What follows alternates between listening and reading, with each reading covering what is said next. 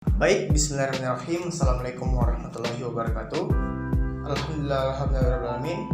Assalatu wassalamu ala asyrafil anbiya'i wal mursalin Sayyidina Muhammadin wa alihi washabihi ajma'in. Pada kesempatan hari ini, saya Dimas Effendi dari Ekonomi Islam B akan menyampaikan sedikit tentang materi kita selanjutnya, yaitu tentang wadiah. Baik, sebelum kita melangkah lebih jauh terkait wadiah ini sendiri, kita akan membahasnya secara perlahan-lahan dan secara sistematika. Pertama-tama saya akan membahasnya melalui dari definisi atau penjelasan atau pengertian dari wadiah itu sendiri. Jadi, secara bahasa, wadiah itu berasal dari kata al-ada yang berarti beristirahat. Sedangkan secara istilah yang salah satunya diungkapkan oleh Abdurrahman Afanadi, ia menjelaskan bahwa wadiah itu adalah penyerahan wewenang seseorang kepada orang yang lain untuk dijaga hartanya. Nah, dari dua definisi ini, dari secara istilah maupun bahasa, bisa kita tarik kesimpulan bahwa wadiah ini bisa didefinisikan sebagai penyerahan atau penitipan barang dari orang yang menitipkan kepada orang yang dititipkan dan dijaga, dipelihara dengan layak sebagaimana mestinya. Baik, kita akan membahas tentang dasar hukum dari wadiah. Salah satunya terdapat dalam Al-Quran surah An-Nisa ayat 58 yang berbunyi, A'udzubillahi minasyaitonirrajim, Bismillahirrahmanirrahim, Innallaha ya'murukum an tu'addul amanati ila ahliha. Yang artinya, sesungguhnya Allah menyuruh kamu menyampaikan amanat kepada yang berhak menerimanya. Quran surah An-Nisa ayat 58. Kita akan melangkah kepada rukun dan syarat-syarat dari wadiah.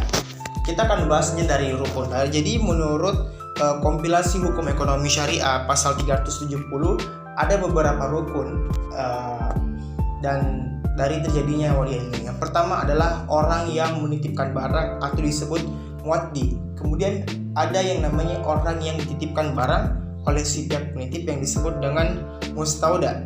Kemudian ada pula rukun yang ketiga, yaitu barang yang dititipkan.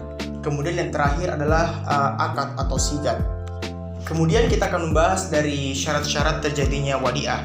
Nah, di sini untuk syarat ada dua elemen, yaitu syarat yang harus dipenuhi oleh orang yang menerima barang dan orang yang menitipkan barang. Kemudian ada pula elemen yang kedua, yaitu barang yang dititipkan oleh kepada pihak penitip. Nah, kita akan membahas salah satu terlebih dahulu, yaitu syarat dari orang yang menitipkan dan orang yang dititipkan.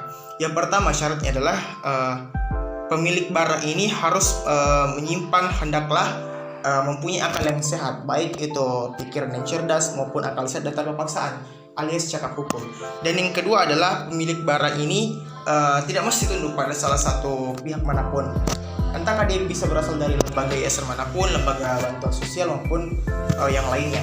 Kemudian syarat untuk barang yang dititipkan ada beberapa. Yang pertama, barang yang dititipkan ini hendaknya bisa dikendalikan oleh orang yang dititipkan barangnya. Kemudian yang kedua, barang yang disimpan ini alangkah baiknya adalah barang yang bersifat tahan lama. Nah, apabila barang yang dititipkan ini tidak tahan lama, maka si pihak yang dititipkan ini boleh saja menjual barang yang dititipkan kepadanya dengan catatan bahwa ia telah mendapatkan izin untuk menjual barang tersebut dari pihak yang menitipkan barang. Nah, setelah barang yang telah dijual ini laku, maka uang yang telah ada dari barang yang telah dijual itu hendaknya diberikan kepada orang yang menitipkan barang sebelumnya dengan waktu yang telah ditentukan sebelumnya.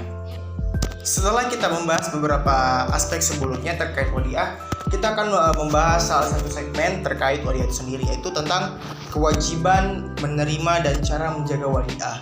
Nah, kita akan membahasnya secara berturut-turut dan secara sistematika pula. Jadi, menurut Imam Syafi'i, yang berkewajiban untuk menjaga barang amanah ini atau barang titipan ini adalah orang yang dititipkan barang itu sendiri. Jadi tidak boleh ada campur tangan pihak ketiga. Jadi setelah saya menitipkan barang ini, kemudian orang yang menitipkan kembali kepada orang lain, itu tidak boleh sebenarnya.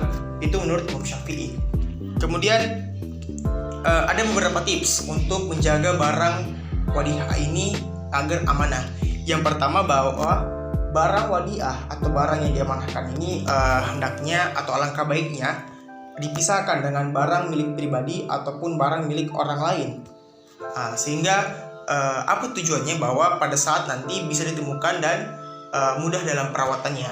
Kemudian yang kedua, barang wadiah ini tidak bisa digunakan dan si pihak yang dititipkan ini tidak bisa digunakan upah atau tidak bisa dikenakan upah. Kemudian apabila barang wadiah ini hilang dengan rusak ataupun kelalaian yang bukan dari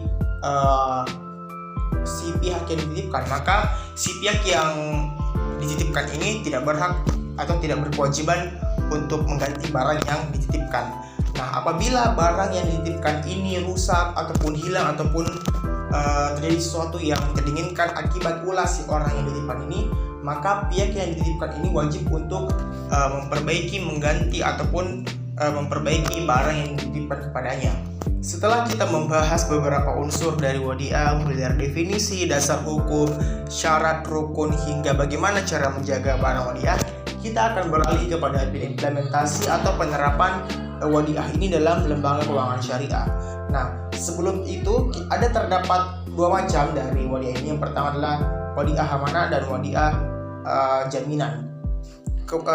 Untuk wadiah ini biasanya lembaga keuangan syariah menetapkan atau mengenakan biaya administrasi terkait pendaftaran barang yang ingin disimpan di lembaga keuangan syariah.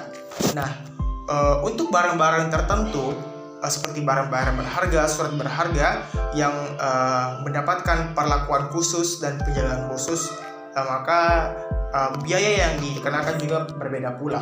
Apabila lembaga keuangan syariah menggunakan uang yang dititipkan kepadanya untuk transaksi perniagaan, maka si pihak lembaga keuangan syariah ini wajib untuk mengembalikan kembali uang yang dia manfaatkan kepada orang yang menitipkan uang tersebut kepada pihak yang dititipkan.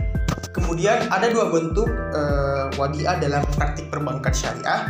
Yang pertama adalah rekening sementara dan rekening simpanan. Untuk rekening sementara sendiri, bank syariah tidak bisa sama sekali menggunakan uang tersebut karena bisa saja uang yang disimpan itu ditarik oleh nasabah menggunakan cek. Sedangkan terdapat upah simpanan yang dikenakan untuk rekening sementara. Demikian untuk video hari ini. Saya Dimas Effendi mengucapkan terima kasih dan permohonan maaf apabila ada salah kata dan salah tindakan. Akhir kata, wabillahi taufiq wal hidayah. Wassalamualaikum warahmatullahi wabarakatuh.